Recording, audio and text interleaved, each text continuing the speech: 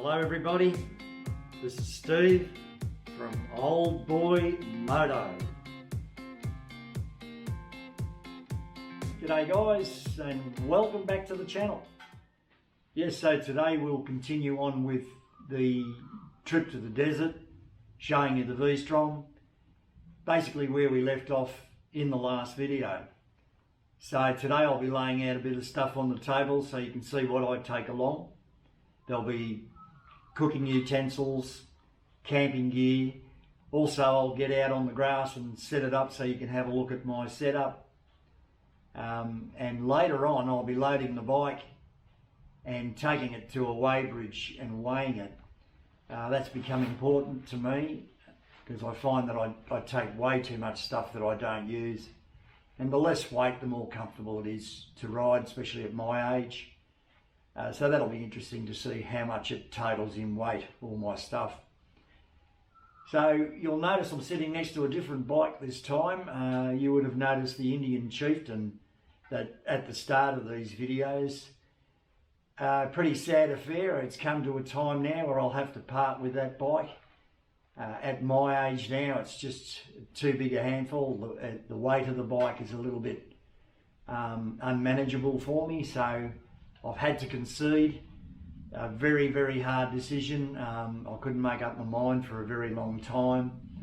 But once I rode a couple of different other lighter bikes and no compromises, I've decided that I should buy this dyno, and I have. I bought this 2016 Harley Davidson Dyna Lowrider, and it came with some touring goodies, some bags, screen, and those sort of things that I'm accustomed to on the Chieftain. They're in a different league, but however, this is a good compromise for me. So in the next video, I'll go over the Indian Chieftain and the Harley and compare them as best I can for a rider like myself. There was no point me going from an Indian Chieftain to another similar in another brand because I was really looking for a lighter bike. So we'll go over that in the next video, so that should be really enjoyable. In the meantime, enjoy the rest of this video and we'll see you in the next clip. Bye for now. Welcome back guys. So here's the bedroom setup, etc. I've got a Roman 10 below feather down sleeping bag. It's a little bit bulky, but I won't compromise on that because I know it's going to be cold at night and I want to sleep comfortably, so that'll probably spend most of its time on the bike, outside of the panniers obviously. It's got a good ex-army weatherproof bag, so I'm not really worried about it getting wet or anything like that, so that's all good. I've got a Black Wolf Grasshopper 2-man tent, which is not a bad little tent. Good brand, fairly durable. It's about 2.5 metres wide by 1.3. It's a metre high, so you can sort of sit up in it. That's all pretty good. There's also a 3.5 metre by 2 metre overfly there, which I'll show you what I use it for. And it basically goes over the top of the tent and over the bike with a gap in between, so that there's like a veranda type thing, if you like. And that gives me a place to get out of the sun, do some cooking, all that sort of stuff, keep stuff in the dry. What I've done also with the Black Wolf is I've replaced the original pegs, which were absolutely hopeless. They lasted about 2 hits. They were aluminium. They're in the scrap heap, and replaced with some good solid heavy pegs. Yes, they are heavy, but really important when you're out on a trip. Also, I've got this mattress by Xped. It's an inflatable, and I'll give this a bit of a plug. It's called a down mat, and it is a brilliant mattress. That weighs about 1 kilo. Why they call it a down mat is it's actually filled with feather down. So it's got amazing insulative properties. Look, you could throw it on a floor like this concrete floor, and sleep on it without feeling the cold on your back. So that says a lot. It's pretty good. It's the best mattress I've ever used. I do have another type of mattress that I use. It's about half the size, half the weight, but I only use that one in summer because that's all I need. It takes the weight away. Absolutely brilliant stuff. and it was expensive, but it's well worth it. Yeah, so, and also I've got this El Cheapo Adventure Ridge chair, and it folds up very, very compactly. That would weigh probably half a kilo. That's a must-have. You know, if you're camping, you don't be crawling around on the ground to try and put your boots on or whatever. You need to be comfortable at some stage of the game. So that's a very good addition, and that was pretty cheap. Oh, also for the mattress, I picked this little air pump up. It works off the USB on the bike, and it takes about 5 seconds to pump the mattress up. The mattress itself has actually got a couple of pads that you push down on to pump it up. It takes a long time to do it that way though. So the pump's brilliant. Also, we've got a Hydro Pack water bottle. It's a brilliant water bottle, very durable, and you can't taste the bottle, you taste the water. That's what I like about it. So taking that along as well. An air pillow, just an eBay one. That one's pretty comfortable. It's got a slip over it and everything. A 3/4 microfiber Aldi towel. I've got a headlight that I wear on my head. There's some spare batteries in there, and I've also got a lead lens torch, which isn't shown here. A little hatchet to drive pegs in, you know, handy for stuff, and a fold away shovel, very, very essential. And also some rubber bands. I'm big on these rubber bands. As you can see, I've saved the bag there with those, and I actually use these on my overfly, and they're just so handy because you can keep the stuff you want together, so you're not having to pull out one thing at a time. It all comes out together. So there's my setup. Now, most of all of that should go into one pannier. So in the next vid, I'll show you how the bike looks when it's set up with a tent and the fly over it, and we'll talk about that. G'day guys, we're back again, and here's the setup. Okay, so very simply, the bike parked next to the tent, and the fly put over the top. Also very simply, just set up there with elastics. There's some spare guide ropes there in case. Yeah, so that just gives me a little bit more cover, keeps the dew off the bike, and gives me a little bit of more room under here in the dry. So there's the tent set up. Now there's quite a bit of room in this one actually. And what you don't see on the floor here is a tarp. Now what I usually have is this stuff here. This is just a sample of builder's plastic or concreter's plastic, and you can buy this in length and cut it to size. So I've just measured everything up, and I need a 3x2, and that'll bring it right out to the bike.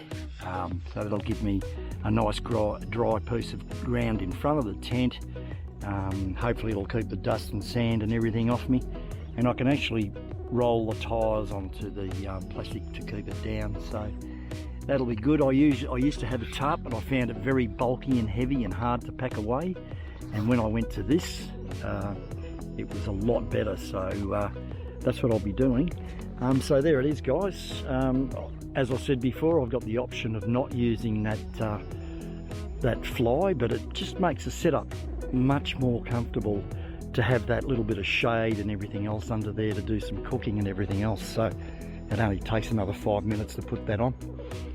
Okay guys, so we'll catch you in the next video. Thanks for watching. Bye. Okay, so now we'll move on to what we're taking on the bike. So what we have here is the kitchen, basically. I've got a fry pan,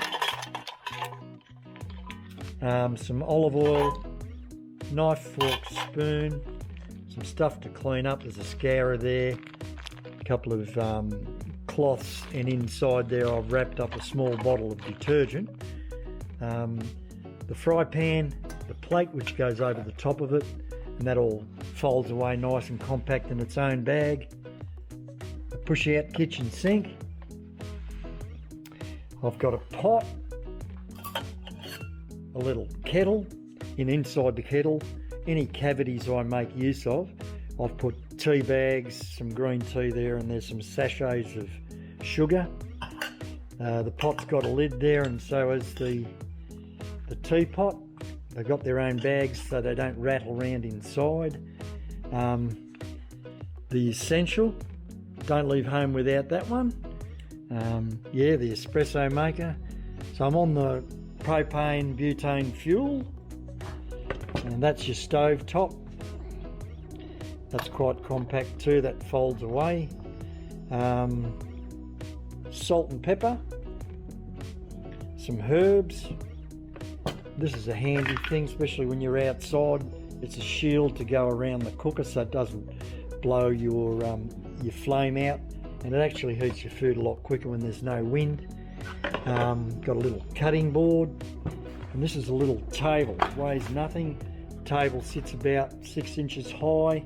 You can see probably how long it is. It would probably be 300 or 400 long. Box of matches, Leatherman knife. I've got a Cedar Summit cup. It's got an insulative wraparound as well. And this thing here I made up myself after seeing some stuff on the internet. And if you can just imagine putting some coals off your fire in the bottom of that, and you put your pan on top or your pot on top, and you can save yourself a bit of gas. So it basically just draws from the bottom. You put the coals in the bottom, and it's easy to just shovel some coals in if you need more or less or whatever.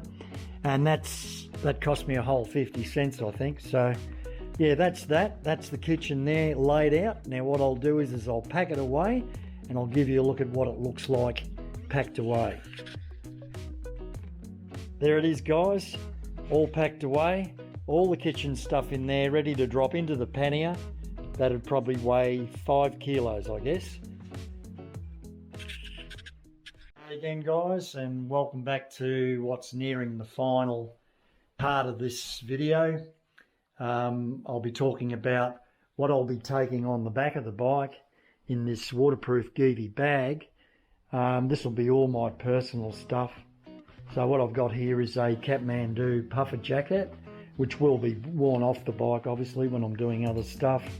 This jacket was bought by my son, thanks Carl, for my birthday, and it's just been brilliant. I love it because it packs down into this Cedar Summit bag really, really easily, and it's a really good quality warm jacket. Also I'll be taking a change of clothes, just one change of clothes, t-shirt, jockeys, socks, a spare flannelette shirt, a toiletries bag, which I won't go into what's inside because I think it's everybody's personal choice what they take. I've got a set of motorcycle trousers here by Saint. They're Saint roaches, and they are actually made out of Kevlar. They're very, very light. You'll be lucky to weigh 150 grams there. And they look really good off the bike, so they can be worn anywhere. You can ride the bike somewhere and just wear them into a shop or a restaurant or whatever. So they're really handy. I've got a light merino jumper. I've also got a pair of thongs. I've got a pair of shoes to give me a break from my former boots, and if I need to walk anywhere, much more comfortable in those than big riding boots. I've got some merino thermals, which I'll probably be wearing when I leave Victoria, because it will be cold. It'll be in July, so when I get up there, that'll probably end up being packed away up in the northern country. Yep, and all that into the Geevy bag. This is a completely waterproof bag. Good stuff, Geevy. I really love it. They make good stuff. Even came with its own tie downs. So that's where I'll leave this video, apart from saying that what I'll do once I've packed the bike is I'll take the bike to a weighbridge and actually weigh it, and I'll be able to tell you what I'm actually carrying in weight. So that'll be interesting to find out what that is. And so we'll see you when we've weighed the bike. Thanks again for watching, guys. We'll catch you soon. Bye-bye. Welcome back, guys. We've been up to the weighbridge. We've weighed the bike. We've unpacked the bike upon return. So this is what it will look like when it's packed. Now, I know it looks a little bit bulky, but you'll be surprised in how little all that weighs. I've actually added a bit of fishing gear. I'm taking a fishing rod and a little bit of tackle, just the basics. And that's basically just the bag that makes it look pretty big. But everything you've seen in the previous vids is on that bike at the moment, apart from the tank bag, and there'll be about 2.5 kilos of stuff in there, just camera equipment and stuff like that. So I'll give you a second to guess how much my gear weighs. And here it is here. So we've got 26.8 kilos of stuff. So that's not a bad effort, considering I used to get around with well over 35. So I'm pretty pleased with that. It doesn't make the bike, you know, that light overall, because the V-Strom itself's up around 214, I think. So yeah, be up around 230 max, I think. So that's not a bad effort. And I'm quite happy that I've got everything I need on the trip. Well, there you go, guys. Thanks for being with us on the setting up of the V-Strom.